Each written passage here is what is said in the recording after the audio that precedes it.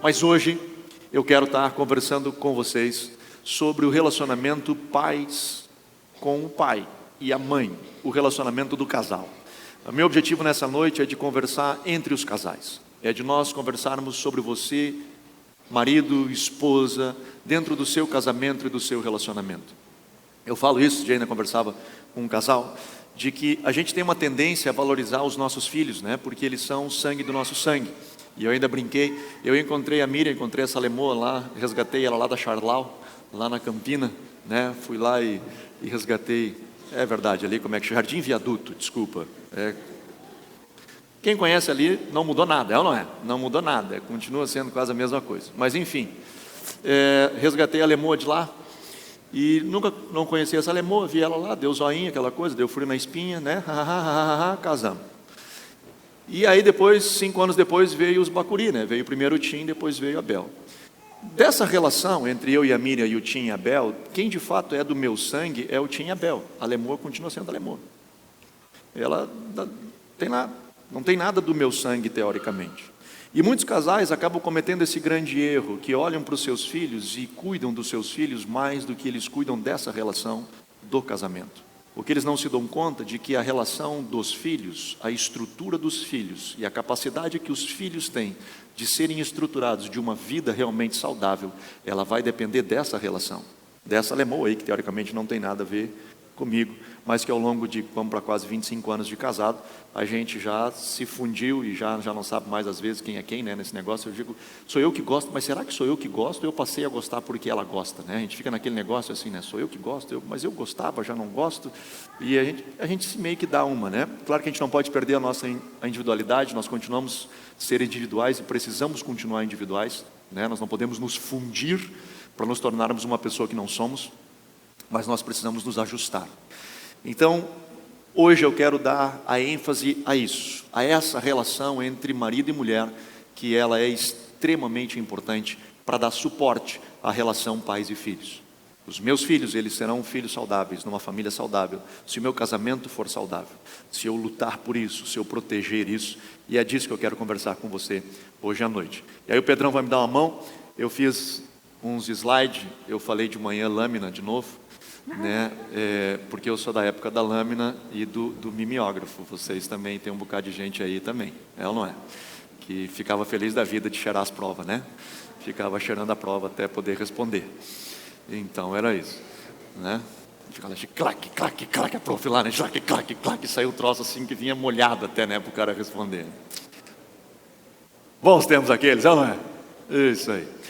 Mas enfim, os slides, né? Não são mais lâminas do reto projetor, mas são os slides. Então eu criei alguns slides para a gente conversar, e o título pode parecer um pouco chocante, 7 possíveis causas para o divórcio, e o meu objetivo aqui não é dar razão para você se divorciar, pode ter certeza disso.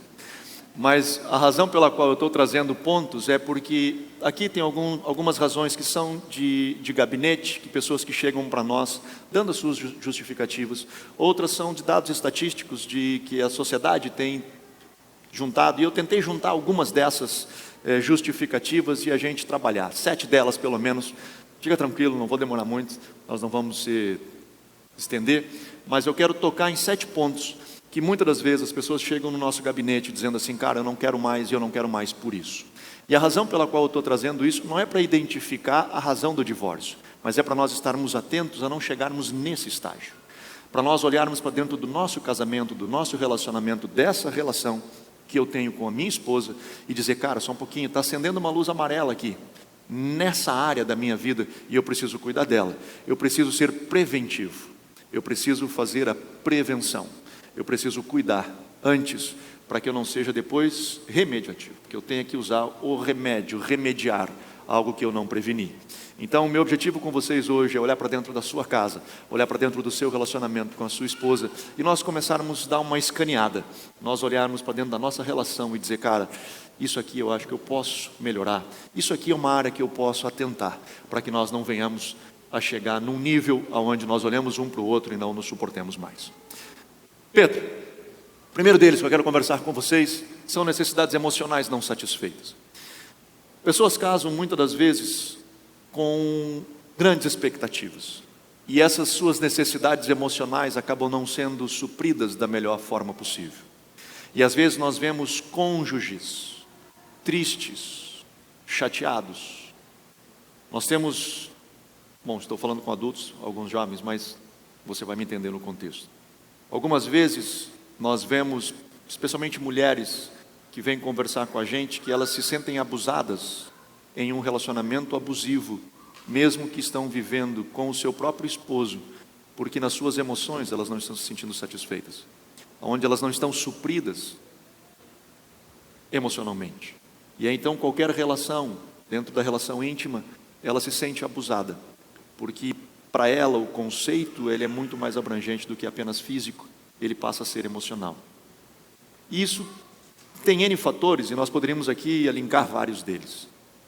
Mas um deles, e não vou entrar no tema, porque talvez esse seria uma noite inteira para a gente falar sobre as linguagens de amor.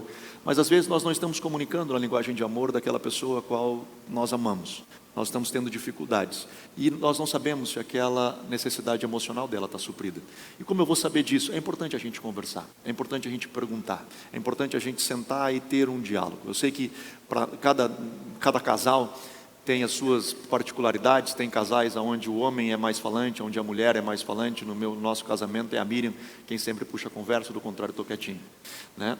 E tem casamentos que são diferentes, mas é assim, e se ela não vem conversar, e se ela não vem falar, normalmente passa batido. E isso era uma das grandes dificuldades nossas, né? Porque ela queria conversar e eu não, né? Ela queria resolver e eu não. E aí a gente teve que lidar com tudo isso, se ajustar com tudo isso, e é uma jornada, é um desafio até hoje, confesso para você, mas nós precisamos nos ajustar, nós precisamos sentar para conversar e olhar. Uma das razões que às vezes as nossas necessidades emocionais não são supridas é porque nós casamos com expectativas diferentes. Um casa com uma expectativa e outro casa com a outra expectativa. E quando eles vão para o relacionamento, eles têm a tendência de exigir do outro algo que o outro não está disposto a entregar, porque ele não casou para aquilo, ele casou para outra coisa. Só que a pessoa, quando casou, tinha uma expectativa errada. Quando nós fazemos o nosso curso de noivos, com os noivos, sempre que a gente pode, a gente tem uma das matérias que a gente trabalha, são expectativas conjugais. O que tu espera do teu casamento? Deixa claro isso, porque o outro precisa saber se ele vai ter condições de entregar. E às vezes são situações distintas. Por exemplo, eu vou talvez abrir demais, né, a nossa vida, mas quando nós casamos, nossos primeiros anos foram bastante difíceis, porque nós tínhamos expectativas diferentes. Eu casei com uma expectativa, a Miriam casou com uma outra expectativa. E eu casei, na minha cabeça, a Bíblia diz que Deus te fará uma auxiliadora que te seja idônea. E eu pensava só alguém que podia me ajudar no ministério. A Miriam casou para ter um marido. Ela casou para dizer, eu estou casando para ter marido. E sendo honesto com você, Paulo já diz, se você quiser se preocupar com o ministério, não casa. Fica no ministério. Agora, se você casar, você tem família. Você vai cuidar da sua família. Você vai se preparar para a sua família. Você vai ter tempo para a sua família. Você precisa se dedicar para isso. E ele diz mais, você que está no ministério, se você não sabe cuidar da sua casa, você não sabe cuidar da igreja. E Pedro vai mais além, ele diz lá na sua carta, ele diz o seguinte, e me perdoem as meninas, elas não gostam às vezes das feministas, que a gente usa a mulher como sexo frágil, mas Pedro, ele escreve lá em Pedro, ele diz o seguinte, cuide da sua esposa como a parte mais frágil do seu casamento, e faça isso, não do casamento em si, mas dela como aquela pessoa que você de fato precisa cuidar, precisa se dedicar por ela. E ele diz ainda, e cuide bem disso, para que as suas orações não sejam interrompidas. Pedro, ele vai além, ele diz o seguinte, o seu relacionamento com Deus, esse momento que você tem com Deus, se você não cuidar bem da sua esposa, cara, não adianta você estar lá vivendo o ministério, se a sua casa, se a sua família, se o seu relacionamento não está bem. E quando nós casamos, por exemplo, eu tinha escala no domingo à noite, eu passava trancado no quarto domingo, eu no quarto orando e ela na sala chorando, porque ela queria no domingo estar comigo, ela queria estar tendo um relacionamento com o marido, que ela casou para ter marido, ela não casou para ter um pastor dentro de casa, ela casou para ter um marido, e ela estava certa na sua posição, mas eu casei com uma expectativa diferente, e de repente nós começamos a ter tremendas dificuldades, até que eu precisei me dar conta, só um pouquinho, eu casei, eu não sou mais solteiro. Antes eu era solteiro, antes eu podia me trancar no quarto e passar horas sem problema. Hoje eu tenho uma família para cuidar. Se eu não quisesse fazer isso, que não casasse. Vai virar eunuco, vai fazer qualquer coisa, vai virar padre. Casou, mano, já era. Agora você vai ter que cuidar da sua casa. Então muitas vezes nós vemos necessidades emocionais não satisfeitas, porque nós não estamos dispostos a entregar aquilo das expectativas. E eu gosto desse texto de Paulo, ele escreve aos Romanos, a carta aos Romanos, aos Coríntios, melhor dizendo, quando ele fala do poema do amor, de 1 Coríntios 13, ele diz: o amor tudo sofre, tudo crê, tudo espera, tudo suporta, o amor jamais acaba. Note que às vezes a gente diz assim, cara, mas eu não sinto mais nada por aquela pessoa. O amor que eu sentia por ela, ele já não existe mais. Na verdade, amor, a gente normalmente tende a fazer esse amor como uma necessidade emocional, como um sentimento. Paulo descreve amor com verbos. Sofrer é verbo, crer é uma ação, esperar é uma ação, suportar é uma ação. Na verdade, amor é uma expressão. Ele passa por um sentimento, mas ele é uma expressão. É algo que você faz em direção ao outro, e nós precisamos fazer em direção ao outro. Você está casado, meu querido, você casou. Está aí do lado de você, seu cônjuge, a sua esposa, seu marido. Bora, mamãe. Essa é uma missão importante. Falava esses dias, nós queremos família, e eu continuo acreditando nisso, que depois da salvação, a família é o maior presente que Deus nos deu. É um tesouro incrível, mas como todo tesouro, ele não está na superfície, ele está enterrado. As pedras preciosas estão enterradas, o ouro ele está enterrado, eu preciso garimpar. Aquele negócio da gente achar uma nota de R$100 no chão, feliz da vida, facinho, que a gente pega aquela nota assim, achei o dinheiro. Cara, não é todo dia que acontece, isso é facinho. Tesouro mesmo, o que vale mesmo, você vai ter que garimpar. Você vai ter que aprofundar, você vai ter que garimpar, você vai ter que puxar lá e procurar. Família é a mesma coisa. Queremos viver família, cara, eu quero, é meu sonho ter uma família estruturada. Mano, bora garimpar, bora trabalhar. Eu preciso dedicar tempo para isso, e não acontece do nada. Não pensa em sair procurando achar uma nota de R$100. Você vai ter que garimpar. Esse tesouro, você vai ter que garimpar. Demanda tempo, demanda investimento. Segunda causa, e talvez é uma das principais, algumas estatísticas dizem que essa é a principal causa de divórcio, que é a grana, ou melhor, a falta dela. E na verdade, a grande questão são as dívidas. Quando nós casamos, eu e a Miriam, a gente não tinha muita coisa. Quando a gente casou, a gente se preocupou em duas coisas, que é o quarto e a cozinha, que é o que importa, né? Aonde dormir e aonde comer. Pronto. Né, cara? O resto não tinha nada na sala, não tinha nada. Tinha cadeira de praia que a gente montava na sala e ficava olhando um para o outro tomando chimarrão, até porque a gente combinou, a gente leu num livro, não sei por que a gente leu aquilo, mas a gente leu num livro de que no primeiro ano não podia ter televisão, né, que a gente tinha que ter os dois assim, tá muito próximos e a gente aprender e tal. Eu digo, bora, não vamos comprar TV. Fomos para a lua de mel com o dinheiro do sapato, voltamos da lua de mel, tinha sobrado dinheiro, feliz da vida, guardei o dinheiro. Ficamos 3 dias sentados naquelas cadeiras de praia, olhando um para a cara do outro. Depois de 3 dias, a gente se olhou e disse, vamos comprar uma TV. Então, durou 3 dias só o nosso pacto, a nossa aliança sem TV em casa. Não deu. Aproveitei o dinheiro do sapato e compramos o restinho que sobrou, compramos uma TV e um requezinho, que não dava mais muita coisa, né? Tinha só para botar a TV ali. Então, tinha 2 cadeiras de praia e uma TV ali, né? Que a gente conseguia olhar e tal. Era o que nós tínhamos. Cara, mas não estava de boa, mano. A gente estava feliz da vida. Mesmo, a gente não tinha muita coisa, a gente nunca passou fome. Nunca, graças a Deus a gente nunca experimentou isso, mas passamos momentos que a gente não tinha muita coisa. A gente já passou muitos momentos, às vezes ainda passa aqueles momentos assim que, tipo, o mês ele insiste em continuar mesmo depois que o dinheiro acabou, sabe aquilo não? Tipo, cara, mas já deu, mano, já não, mas tem mais 5 dias ainda, não, mas não dá, mano, já, né? E aí, diz, cara, o que a gente faz? Cara, às vezes a gente dá uma olhada, olha o que tem aí, começa a juntar o que tem. E eu lembro que teve uma vez que aconteceu isso com a gente, que a gente tinha feijão em casa e cuca, que era a cuca da igreja ainda, né? E a gente pegava da igreja, e aí a cuca já estava meia dura, esquenta o feijão, bota em cima da cuca, a cuca amolece, fica tudo certo, dá para comer, fica tudo de boa. A gente estava comendo cuca com feijão, e feliz da vida, velho, feliz da vida. Sabe quando a gente teve problema? Quando a gente começou a ter dívida. Sabe quando a questão financeira, ou o não ter, começou a ter problema? Não é nem o não ter, é o não ter menos, né? Não é o zero, é quando começa a ficar menos alguma coisa. É quando você entra em dívidas, quando você está pressionado, que tem que pagar e tem que correr atrás. Boleto a gente sempre está tendo que pagar, né? A gente sempre tem, boleto faz parte da vida da gente, infelizmente, né? Alguns chegam, né, a benéfice de não precisar mais se preocupar com o boleto, mas a maioria da gente tem essa preocupação do tal do boleto. Esse não é o problema. O problema é quando a gente começa a se afundar em dívidas. E aí o relacionamento começa a pesar. A nossa relação começa a pesar. A gente começa a ficar chateado, a gente começou a brigar. Porque toda vez que ela vinha conversar comigo, às vezes ela só queria saber como é que estava. Eu achava que ela estava me cobrando, e eu já respondia. Brabo já. E não, porque não sei o quê, porque não dá, porque também não ajuda. E a gente precisa conversar. Se esse talvez seja uma dificuldade que está acontecendo no seu casamento, primeiro eu queria lhe dizer o seguinte: às vezes acontece outra coisa. O marido, normalmente, ou a esposa, enfim, não sei quem é o responsável pelas finanças, mas às vezes ele não deseja abrir a situação que está difícil. E ele tenta segurar no osso, para não mostrar que está difícil. Só que quando a família não sabe disso, cara, ela não te ajuda a cuidar. Minha avó falava disso, que o homem bota de pá para dentro de casa e a mulher joga para fora de colherinha. Porque o homem pode colocar dinheiro para dentro de casa, mas se a mulher não for sábia, se ela não souber administrar, se ela não cuidar de tudo, vai tudo fora. Então nós precisamos sentar para conversar. Te aconselho a sentar com a sua esposa, com seus filhos e dizer: galera, é o seguinte, está feia a coisa. Teve várias vezes, se você conversar com a Bel, você vai descobrir, teve várias vezes que a gente chegou e digo: galera, esse mês já era. Comer fora não vai rolar, não vai dar. Cara, eu preciso de tal coisa, tá? Esse mês não vai dar, nós vamos ter que segurar a onda.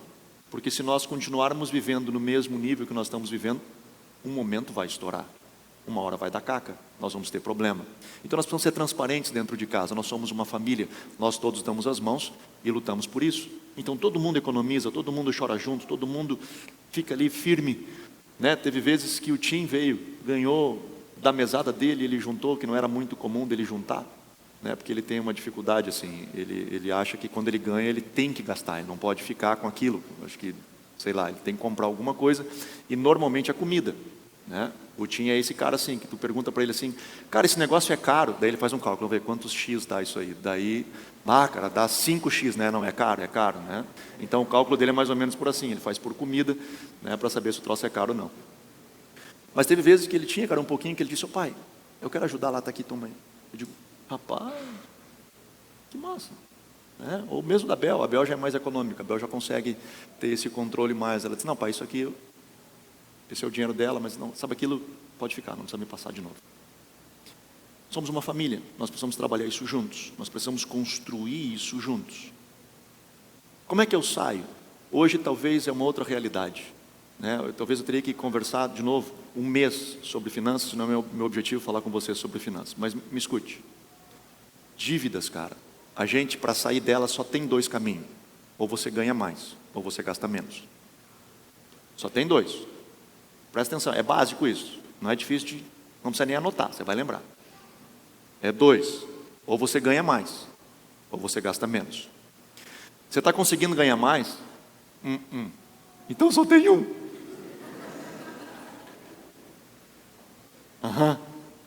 Cara, não estou conseguindo fazer mais dinheiro. Só sobrou uma para ti. Você vai ter que gastar menos. Você vai ter que cortar coisa. Meu irmão, tem aplicativo hoje que você baixa e anota tudo que você gasta. Você vai se surpreender com quanta bobagem você gasta dinheiro, se você anotar tudo que você gasta. Então, começa a gastar menos. Eu sei que é difícil, mas me escute, nem todo mundo tem condições de ter cartão de crédito. É triste ouvir isso, mas é verdade. Tem pessoas que não sabem lidar com aquele negócio, porque é uma maravilha. Aquilo é uma maravilha, é um plásticozinho mágico, que tu não precisa nem enfiar mais hoje, só dá uma batida assim, de troço, funciona. É uma maravilha, cara, e não precisa mais nem de dinheiro. Meu irmão, às vezes não dá, cara. E o problema do crédito, se você não sabe administrar, o mesmo do financiamento, se você não sabe administrar, na verdade a ideia do financiamento, do empréstimo que a gente faz, é para nós anteciparmos um prazer. É algo que nós gostaríamos de ter, que nós não temos e gostaríamos de ter, não tenho condições de bancá-lo, então eu pago para alguém me dar esse prazer. Eu estou pagando um benefício para alguém suprir, antecipar para mim um prazer. Bom, isso que você está pagando tem um custo, tem um preço. Isso lá na frente pode tirar tua paz, tua felicidade, pode tirar um bocado de coisa. É que nós brasileiros, nós somos acostumados a viver no carnê da geração, né? A gente faz a compra e faz um carnê para os filhos da gente terminar de pagar. Não é? Não, é mais ou menos assim, a gente gosta de uma prestação. E a gente não faz um cálculo do quanto nós vamos gastar ou do juro que está embutido nesse negócio. Nós fizemos um cálculo se cabe no nosso bolso. Um dia ajudando uma menina, uma quase filha nossa, assim, que ela bem próxima mesmo da gente. Ela disse, eu estou meio enrolado financeiramente, tu pode me ajudar? Eu digo, claro. Sentei com ela e ela trabalhava numa loja de roupa. E eu disse, me dá para cá todas as tuas contas. E ela começou a me dar todas as contas dela, eu comecei a anotar. Ela conseguiu comprar na loja dela, que ela trabalhava, mais por prestação do que ela ganhava de salário. E aí eu disse para ela, como é que tu conseguiu fazer isso? Eu digo, não sei. Eu disse, bom, então é o seguinte, as roupas que tu ainda não usou, tu vai devolver. Ela, ai, que vergonha. Eu digo, mas vergonha para pegar tu não teve. Nós vamos devolver esse negócio. E ela devolveu. As roupas que ela não usou, ela devolveu. Não é normal isso, mas depois de 3 meses, olha que coisa doida, depois de 3 meses, ela veio para mim com um extrato bancário, que ela tinha feito um depósito de R$50, que ela já estava conseguindo economizar. É só uma questão de administração, de como eu coloco uma estrutura e eu coordeno isso. Meu irmão, você vai tirar um fardo absurdo do seu casamento se você não viver com dívidas. Mas a gente quer comprar, a gente quer ter coisa, a gente quer um monte de coisa, meu irmão. Eu quero um monte de coisa. Mas se eu quiser antecipar esse prazer, eu vou pagar um preço por isso. Eu estou disposto a pagar um preço por isso? Uma das coisas que nós não temos cultura é de economizar, de poupança. São difíceis os lares, é dificilmente encontrar em lares pais que chamam os filhos e ensinam os filhos a dizer o seguinte, meu filho, vem para cá, vou te ensinar um negócio. Todo o dinheiro que tu ganha, parte, tu vai pagar tuas contas, parte, tu vai fazer isso, parte tu vai investir nisso, parte tu vai poupar nisso, parte tu vai criar não sei o quê. Difíceis são os lares. Dificilmente. Nós não temos a cultura da poupança. Mas Paulo já diz, quando ele ensina sobre finanças, ele diz lá em 1 Coríntios, ele diz assim, que o Senhor dá pão e semente. Lembra desse texto? Ele dá pão para alimentos e semente. Ele está dizendo, parte do dinheiro que tu ganha, tu vai consumir, mas parte do dinheiro que tu ganha, tu vai investir. O dinheiro que cai, esse salário que você recebe, parte dele é para você consumir, mas parte dele é para você investir. Seja no reino que você vai investir, seja numa economia que você vai fazer, aonde você for investir, mas parte do dinheiro que você ganha é para você investir. Então a ideia da gente ficar vivendo o mês inteiro só para pagar boleto, cara, e chegar no fim do mês e fazer... Cara, não é saudável para o seu coração. A gente precisa construir. Mas Anderson, não tem jeito, cara, é a vida. Passa muito por aqui. É como eu administro. É como eu construo. Quando eu fiz administração, meus professores diziam que se você quiser motivar alguém no trabalho, não dê um aumento de salário. Porque o aumento de salário motiva ele nos primeiros meses. Depois de 3, 4 meses, ele já chupou o nível, a régua do nível social dele para o salário dele. E o salário dele, ele continua tendo o gargalo igual que ele tinha antes. Porque ele subiu a régua do nível da vida social dele. Então, se você quiser motivar, não adianta, cara. Se você der 10 mil, ele vai gastar os 10. Se você der 20, ele vai. Se você der 30, ele vai. Se ele não tiver cultura de poupança. Se ele não tiver cultura de economia. E aí isso você economiza com um salário mínimo ou com 100 salários mínimos. É cultura. Beleza? Dica. Não é finanças hoje, não é uma aula de matemática financeira. Mas, se você está com um bocado de dívida, eu sugiro você a nomear todas elas num papel. E comece a pagar elas, as menores. Não as maiores, as menores. Tá, mas eu vou continuar com um monte de dívida igual, não importa. Se você tem 10 dívidas, você vai ficar com 6 dívidas. 6 é menor do que 10. Mesmo que as outras 4 que você pagou são valores bem menores. Emocionalmente você está evoluindo. Você está dando passos em direção àquilo que você precisa. Cara, já você se sente diferente, porque você já começou a dar passos em direção ao caminho que você quer chegar. Então, se liga, fica ligado. Ali começa, deu, é uma menos. Então eu estou focado agora nisso. E eu vou me projetar para isso. E bora lá. Lucas 14 fala disso, pois qual de vós, querendo edificar uma torre, não se assenta primeiro fazer as contas dos gastos para ver se tem como acabar? Está falando de planejamento, ele está falando de pensa, cara, projeta o teu mês, não é só pagar boleto, não é só viver como se nada tivesse acontecendo, pensa, nós vamos lá, vamos projetar esse negócio. Pedrão, outra coisa que tem destruído o casamento, tem destruído os relacionamentos, são vícios, e quando eu falo, eu não olhei para lá, né, mas eu imaginei, vai que eu estou no negócio errado. São os vícios. E isso eu me refiro de qualquer tipo de vício, seja ele no jogo, seja ele na bebida, seja ele nas drogas, seja ele no que for, na internet, nas redes sociais. As pessoas, elas não se dão conta, e todo viciado ele diz a mesma coisa: eu não sou viciado, eu paro quando eu quiser. Todos eles dizem em todos os níveis: eu não sou viciado, eu consigo parar disso quando eu quiser. Como é que eu sei quando eu estou viciado? Deixa eu dar uma outra dica para você. Sabe quando a luz amarela acende? Quando você, por exemplo, diz: não, eu bebo socialmente, eu jogo só quando eu quero, eu vou na internet e faço de boa, eu paro quando eu quero.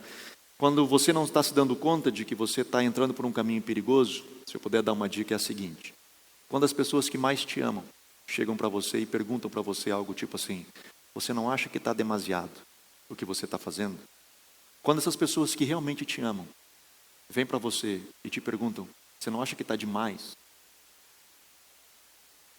A luz amarela tem que acender, porque você pode estar indo por um caminho que você não está se dando conta, mas que ele está isolando você dentro da sua casa. Nós não temos ideia, ou talvez alguns de vocês até tenham, de como, por exemplo, a bebida tem destruído famílias, tem destruído lares. A gente que trabalha com pessoas, com o coração das pessoas, quantas vezes nós vemos pessoas vindo com lágrimas nos olhos dizendo: cara, para mim era constrangedor e demasiado pesado ter que juntar o meu pai na beira de uma rua e levá-lo para casa, totalmente embriagado. De famílias que estão se corroendo por dentro, se destruindo por dentro, porque não estão estruturadas.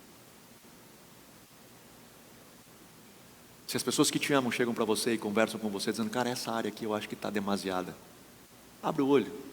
Elas não estão falando porque elas te odeiam, elas estão falando justamente porque elas te amam. Pedrão, outro problema, cara, que dá caca dentro de casamento, velho, é a ingerência dos pais. Isso ali, na verdade, não é uma dica, tá? Ali é uma propaganda de uma funerária que diz: se a sua sogra é uma joia, nós temos a caixinha. Não é dica. Ninguém aí começa a pensar nessa estratégia. Não é uma dica, entendeu, pessoal? Não é solução isso aí, até dá problema, dá cadeia, dá um bocado de coisa esse negócio.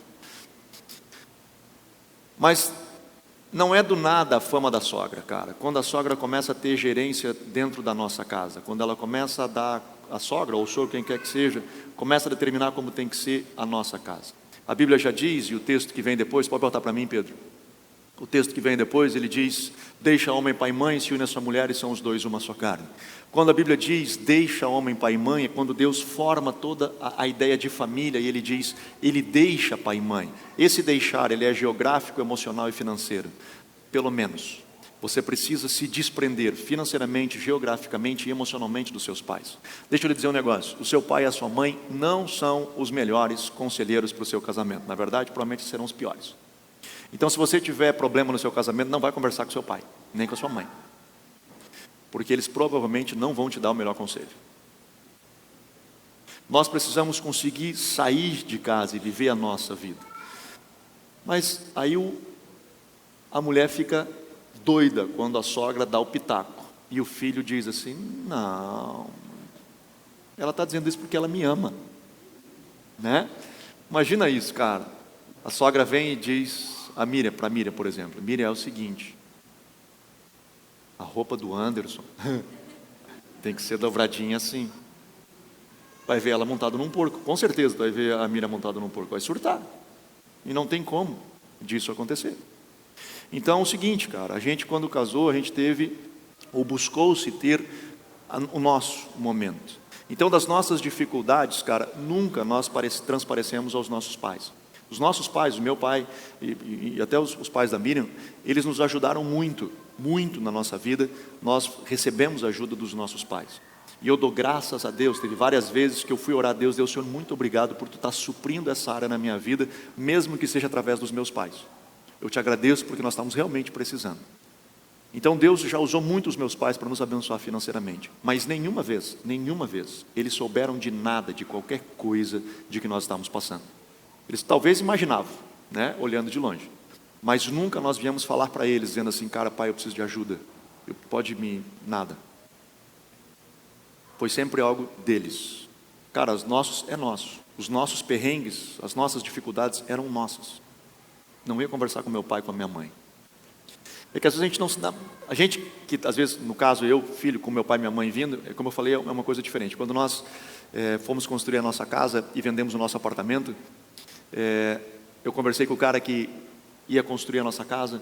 Eu perguntei, cara, quanto tempo tu precisa para construir a casa? Cara, eu preciso meio ano. Tá, então significa que dia 31 de dezembro tu me entrega a casa. Eu digo, isso aí. Vendi meu apartamento e disse pro cara, mano, estou vendendo apartamento hoje, era agosto, porque eu preciso do dinheiro, mas eu só posso te entregar a casa dia 31 de dezembro, quando o cara vai me entregar a minha. E o cara disse, não, de boa, cara, continua morando aí. Beleza, fiquei meio ano morando ali, o cara foi de boa, mas eu combinei com ele que dia 31 de dezembro nós iríamos sair para ir para a nossa casa. Moral da história, resumindo tudo, dia 31 de dezembro a nossa casa ainda não tinha telhado, né? Aí a Bel, para ajudar, a Bel nasceu dia 4 de janeiro, então a Miriam estava com a pança desse tamanho, nós sem casa para morar.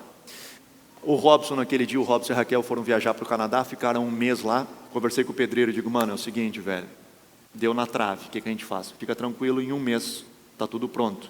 Robson, posso morar na tua casa, velho? Durante um mês? Não, bora, mora lá em casa. Peguei os nossos móveis, as coisas tudo que eu tive que tirar, larguei na garagem do pai, e era uma garagem grande, fui morar no apartamento do Robson. O Robson voltou de viagem, não sei porque eu acreditei no pedreiro, não é? A gente é ingênuo, a gente continua acreditando nisso, cara.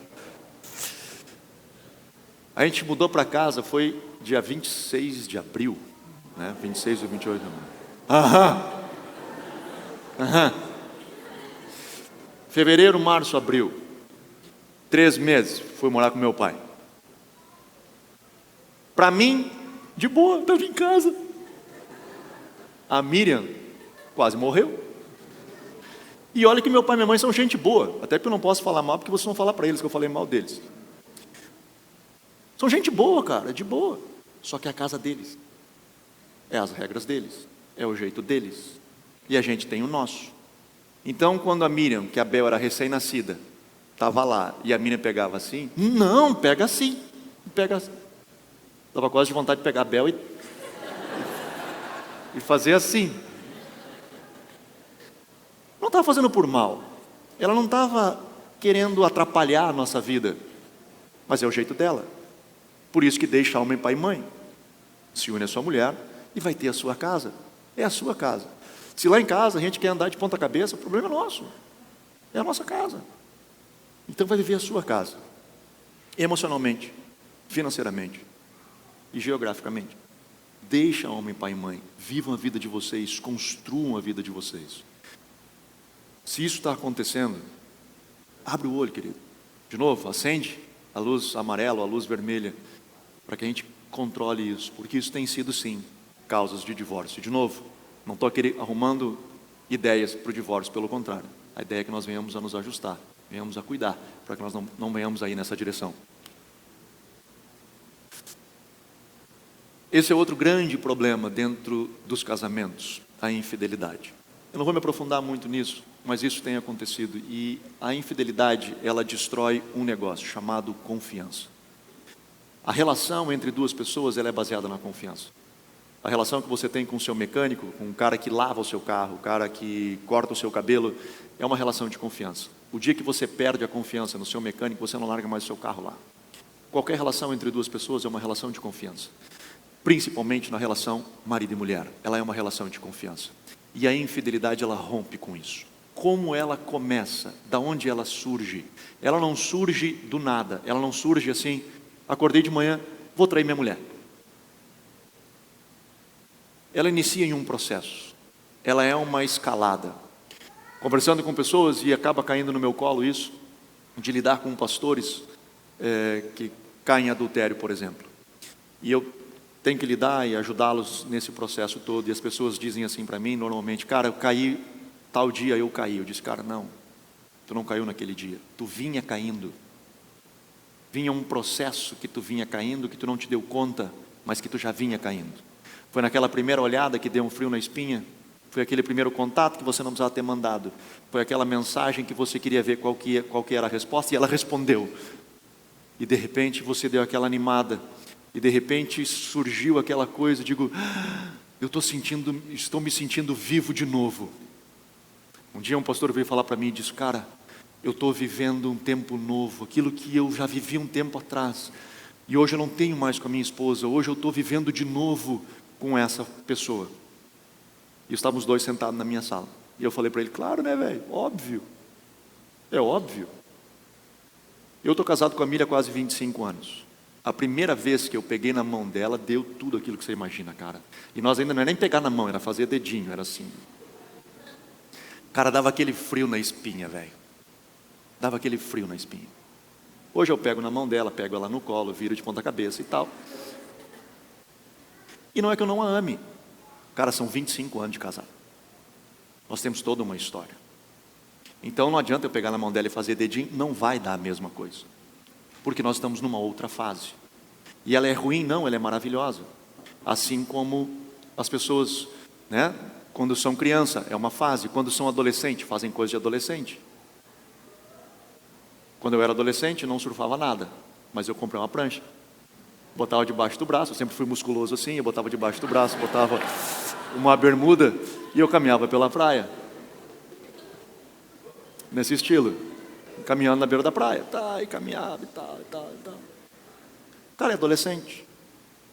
Seria muito estranho se hoje, com a minha idade, eu botasse a prancha debaixo do braço e fizesse a mesma coisa de adolescente. Não combina com a minha idade. Quando nós vemos hoje pessoas, por exemplo, mães que têm filhos adolescentes, começam a se vestir igual as filhas adolescentes, começam a fazer a mesma coisa que as filhas adolescentes. É anômalo, está mal. Mas por que ela quer fazer isso? Porque ela está presa a uma idade, ela está presa a uma fase da vida dela que foi muito boa. E que legal que foi muito boa, mas ela passa. Hoje nós temos outra parte do nosso casamento. Hoje nós vivemos outras coisas do nosso casamento que são muito melhores do que só o dedinho. É uma outra fase. E eu preciso aproveitar essa fase. O que eu falei para aquele pastor, eu disse, cara, sabe o que, velho? Tu está voltando a uma fase lá atrás, que foi muito legal. Mas tu vai largar a tua esposa, tu vai ficar com essa menina aí que está dando a eletricidade no dedinho. Dá alguns anos, cara, vai ser a mesma coisa. Porque tu vai viver a mesma coisa, tu vai precisar de outra para dar o tremelico. E tu vai precisar de outra para dar o tremelico. E de outra, vai ficar assim o resto da vida. Aprenda, cresce, mano. Aprenda a aproveitar cada fase. Então saiba, cara, olhe para dentro. Atente a isso. De novo, a gente não cai do dia para a noite, a gente vem caindo, é um processo. Então quando a gente começa a notar que está caindo, atenta, opa, só um pouquinho, eu preciso me atentar. E aí eu preciso ter, o que eu coloco ali, não sei se você consegue ver pela questão da luz, mas são cercas, e eu gosto dessa ideia de cercas, da gente colocar cercas que nos protegem. Essas cercas nos protegem, eu coloco limites na minha vida. Então tem momentos na minha vida que essas cercas elas podem estar mais perto de mim. Tem momentos que elas precisam estar mais longe de mim, porque eu não estou bem emocionalmente. Eu quando me converti, eu ia depois do culto, não é depois do culto, no período do culto, que era o horário do culto, antes de me converter eu ia num lugar, num lugar de festa. E da gurizada, onde a gurizada ia para a festa, era o que eu ia. E eu me converti. E quando eu saía do culto, a festa ainda estava rolando e era o caminho que eu ia para casa. E eu lembro que eu tinha vontade, eu era convertido, me converti realmente, aceitei Jesus, eu tinha mudado de vida, mas tinha coisas dentro de mim, do velho homem, que ainda estavam lá. E aí eu tinha vontade de passar naquela rua só para ouvir o barulho. Eu não tinha vontade de entrar, eu sabia que aquilo não era mais para mim. Mas aqui dentro, eu notava que no meu emocional, eu tinha vontade de passar ali, só para escutar música, para ver a galera e tal, porque ainda tinha coisa viva dentro de mim. Cara, não está bem, eu não posso. Se eu começar a passar ali, de repente eu vou querer parar, de repente eu vou começar a conversar, e de repente eu me perdi. Então eu preciso colocar uma cerca, e a cerca para mim pode ser ridículo, mas eu decidi que naquela rua, naquele horário, eu não passaria. Então toda vez que eu voltava do culto, eu fazia outro caminho, que também podia chegar na minha casa, mas era uma cerca que me protegia. Passaram-se uns 2 anos, eu trabalhava na época com vestuário, e nós fizemos um desfile, e foi lá dentro daquele lugar. E eu trabalhava com a mãe, e a mãe produzia, enfim, e a mãe olhou para mim e disse, tu vai querer ir? Eu digo, não, vamos. E eu fui, eu entrei dentro daquele lugar, e ela, sabendo, me conhecendo, ela disse, todo o tempo ela me perguntava, como é que tu está? Eu disse, não mãe, está tudo certo, está tudo tranquilo. E 2 anos depois eu fiquei lá dentro, no mesmo ambiente, cercado de pessoas muito semelhantes, numa realidade muito parecida com o que eu vivia antes, e não deu nada. Porque eu consegui apertar a cerca e começar a transitar. Era pecado? Não, não era pecado. Se eu fosse antes se eu não fosse fazer nada errado, não era pecado. Mas eu não estava bem emocionalmente para viver aquela realidade. Portanto, as cercas, elas precisariam estar muito bem colocadas. Eu gosto mais de sites de esporte, eu assisto site de esporte todo dia. mas às vezes tem algumas coisas que insinuam a uma questão sexual. E quando eu estou de boa, cara, aquilo passa de boa, sem problema nenhum. Mas às vezes eu não estou bem, às vezes, sei lá, briguei com a Miriam, estou chateado, por, sei lá, qualquer razão. E eu noto, meu irmão, estou sendo transparente com você. Graças a Deus eu não tenho problema com pornografia, eu não tenho problema com nada disso. Não tenho mesmo. Muito tranquilo. Mas, às vezes, quando eu estou não bem emocionalmente, e eu estou num site desse e tem alguma coisa assim, eu noto que aqui dentro eu tenho vontade de... E quando me dá vontade, que eu sinto aqui dentro de mim, que me dá o ímpeto de ir naquela direção, eu digo, opa, não estou bem. É um sinal, eu não estou bem. Lembra? A gente não cai, a gente vai caindo. Eu digo, cara, hoje não dá nada. É um clique, amanhã é 2 cliques, a gente vai indo. Cara, eu preciso colocar uma cerca. Então agora é o tempo de eu não acessar. Por algum tempo eu vou ter que por alguns dias eu vou ter que dar um tempo de acessar site disso, vou ter que achar outra forma de saber a informação do meu time, e achar outra maneira, mas eu não vou poder acessar esse site, porque eu não estou bem emocionalmente. A minha cerca, ela é colocada e me protege. Sou eu quem determino ela, sou eu quem coloco ela para minha proteção. Às vezes ela precisa estar bem distante, às vezes ela precisa estar bem perto. Meu irmão, preste atenção. Se porventura isso aconteceu de alguma forma no seu casamento, no seu relacionamento, de um lado ou de outro. Nós trabalhamos com casais, sei lá, quase 25 anos, desde que a gente casou. E a gente já viu de muitas maneiras, de muitas formas, e eu preciso lhe dizer, a melhor forma, sempre, é o perdão. O melhor caminho é o perdão. Não é o mais fácil. Com certeza, não é o mais fácil, mas é o melhor. E essa é a nossa posição em relação a isso, alguns pensam diferente, mas quando Jesus ele diz o seguinte, que ele dá carta de divórcio por causa do adultério, me parece que ali Jesus de fato está abrindo uma posição, uma oportunidade, ou melhor, a possibilidade da pessoa ir ao divórcio quando acontece a traição. Mas ele encerra esse mesmo texto dizendo, mas eu falo isso por causa da dureza de coração de vocês. Porque se o coração de vocês fosse um coração maleável, vocês seguiriam pelo caminho do perdão. Porque é o melhor caminho. É sempre o melhor caminho. Então eu encorajo-os a seguir nesse caminho. 2 coisas. Se porventura isso aconteceu na sua casa de alguma forma, isso tem pesado até hoje, meu conselho é seguir por esse caminho de buscar restauração. Segunda razão pela qual eu estou tocando nesse tema é porque a gente não cai do dia para a noite, a gente vai caindo e a gente precisa tentar para isso. Coloque cercas ao seu redor, cuide da sua vida, cuide do seu casamento. Eu falava no início, a questão de confiança, ela vem pela transparência, pela verdade. Quando nós casamos, já falei isso aqui outras vezes, nós fizemos um pacto entre eu e a Miriam de que entre nós não haveria mentira. Nós não mentiríamos para nós um para o outro. E eu faço a mesma coisa com os meus filhos. Nós temos um pacto, nós não mentimos uns para os outros. Eu posso não falar, eu posso dizer, cara, eu não posso falar sobre isso, mas eu não minto para ela. E isso para nós é muito forte, porque nós temos a confiança. Todos eles têm acesso ao meu telefone, meus filhos pegam o meu telefone, a Miriam pega meu telefone, todo mundo pega meu telefone e mexe em tudo, não tenho nada a esconder. Nós somos transparentes. Nós temos um aplicativo, na verdade é para nossa segurança, mas que nós monitoramos todos nós 4, nós sabemos aonde o outro está, né? Porque principalmente nós, pais, queremos saber onde estão os filhos, mas nós sabemos, ela sabe exatamente, quiser me rastrear aonde eu estiver o tempo inteiro, está lá. E não é isso, não é polícia, a gente não faz isso de peso. Cara, eu me sinto, me escute, eu me sinto protegido quando eu sei que ela tem a oportunidade, ainda que ela não fica me stalkeando, né? Não fica me preocupada, nem eu por ela, né? Mas eu saber de que, cara, eu estou aberto, mano, eu não tenho o que esconder, velho, nada. Então ela sabe exatamente aonde eu estou, no momento que eu quiser, está aqui. Então isso nos ajuda, essa transparência nos ajuda, a verdade nos ajuda, aonde nós não temos coisas encobertas, porque lembra, em trevas é um lugar de Satanás.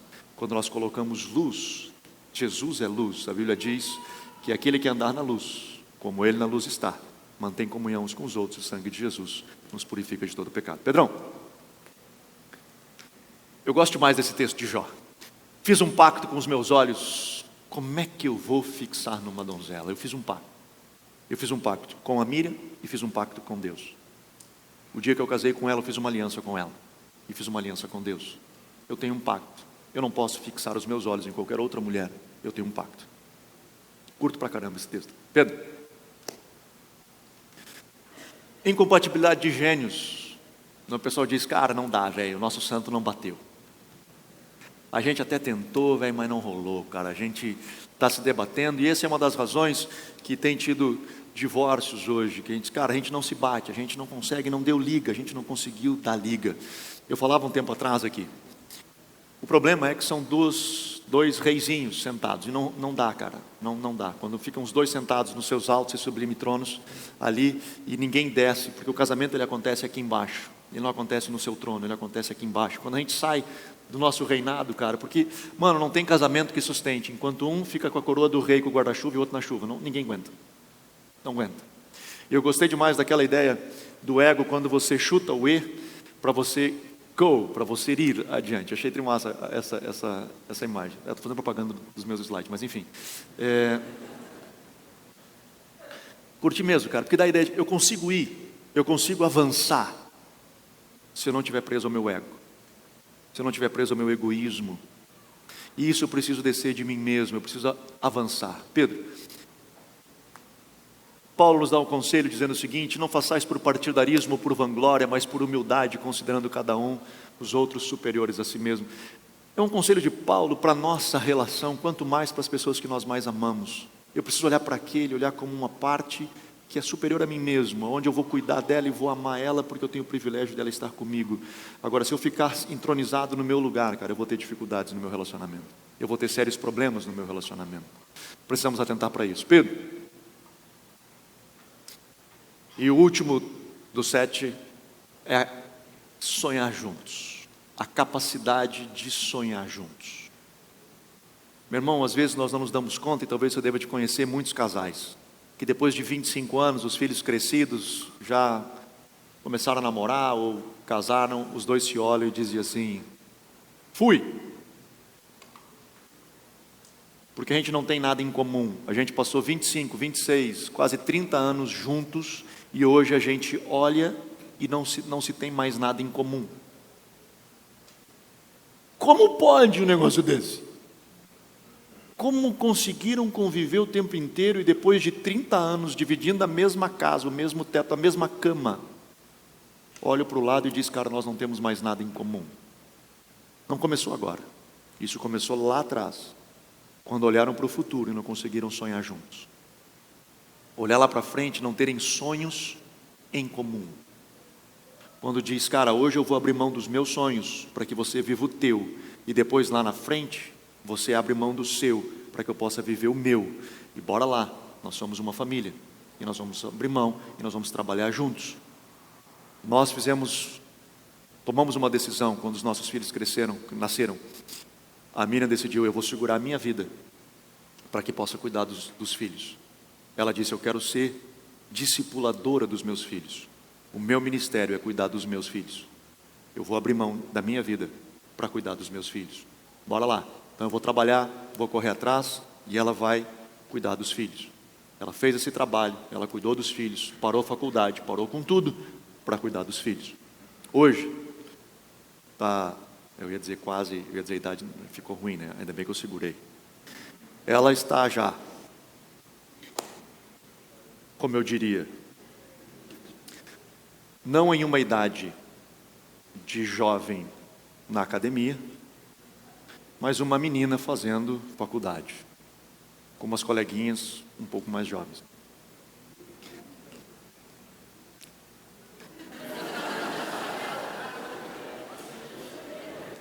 Esse é um tema que não importa. Tu sempre vai entrar com problema e vai dar caca no final, é ou não é? Tu joga para cá, joga para lá, não devia ter mencionado, mencionei, já era.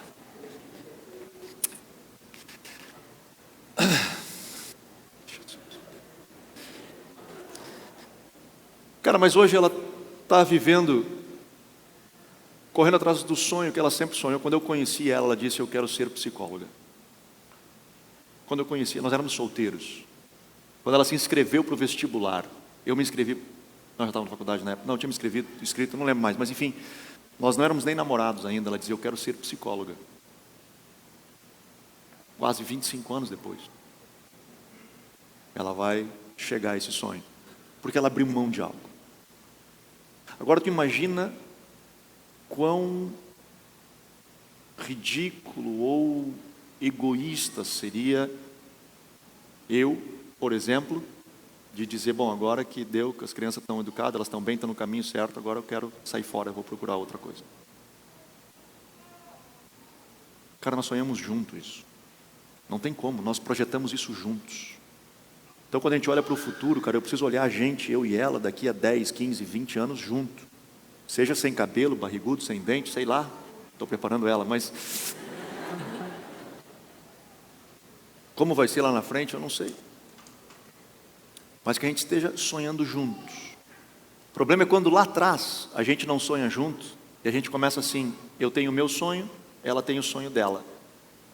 A gente mora junto, na mesma casa, dorme na mesma cama, mas eu tenho o meu sonho e ela tem o sonho dela. A gente está andando aqui. No início, cara, não muda muito, mas depois de 25 anos, cara, nós não nos conhecemos mais. Nós somos amigos que moramos na mesma casa, porque os nossos sonhos não combinam, eles não estão conectados. Nós precisamos sonhar juntos, projetar juntos, chorar junto, rir junto. É disso. E aí nós começamos a fortalecer a nossa casa, fortalecer o nosso casamento, fortalecer a nossa vida. Amém? E o texto, Pedrão, é o texto que diz, porventura andam dois juntos, se não estiverem em acordo, se não estiverem no mesmo foco, se não estiverem juntos, cara, lá na frente, eles vão estar diferentes. Então nós precisamos remediar, nós precisamos antecipar, prevenir essas coisas, para que nós não venhamos a sofrer as consequências lá na frente. Amém? Vamos ficar de pé? Quero que você feche seus olhos. Antes de fechar os olhos, gruda com a sua esposa aí. Porque a sua esposa está aí, gruda com ela aí. Vamos orar com a nega véia, é ou não é? Vamos orar juntos. Vem comigo. Pelo menos para eles acharem que tu está bem comigo.